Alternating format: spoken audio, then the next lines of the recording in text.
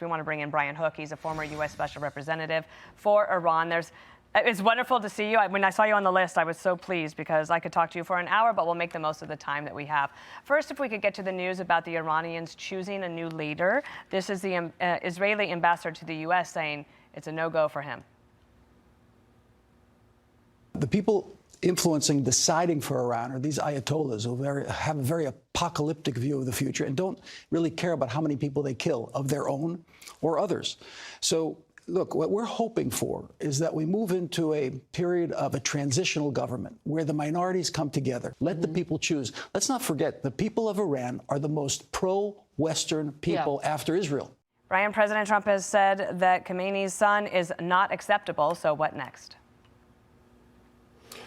Well, I agree he's not acceptable to the United States. He looks less like a reformer and more like the heir to a family business. And this is a continuation of this deeply corrupt dynasty now, what we're seeing in Iran, where the people at the top, the clerical elite, are very rich and very corrupt. The Iranian people, for a country that's quite rich, is very poor. And this new supreme leader is the son of the old supreme leader. He was very active in the crackdown against Iranian women who were brutalized and murdered, and then the massive crackdown against Iranian protesters, which was triple the size of Tiananmen Square. He is now part of a fight to fill this power vacuum.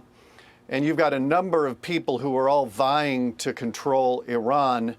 But whoever emerges, it's the same kind of kleptocracy that has been chanting death to America for 47 years now. So this is a continuation. It's not a break. It's not any indication that they're moderating or reforming. Yes, as you told our producer, it's a 47-year problem. It will not be solved in 1 week. The U.S. ambassador to the United Nations, Michael Waltz, was on talking about the region more broadly. Watch here. They tell me it's coming. Here it is. I'm here at the UN, and the Gulf Arabs, who were not so united in recent months around issues like Yemen or Sudan or others, they are absolutely united now. They are incensed, and I expect that you'll see additional diplomatic and possibly military action from them in the coming days and weeks. And what do you expect to happen on that front? I think you're going to see a spectrum of responses. You're going to see some nations that were attacked are going to be going on offense, and I think some are going to give in to Iranian blackmail and sue for peace.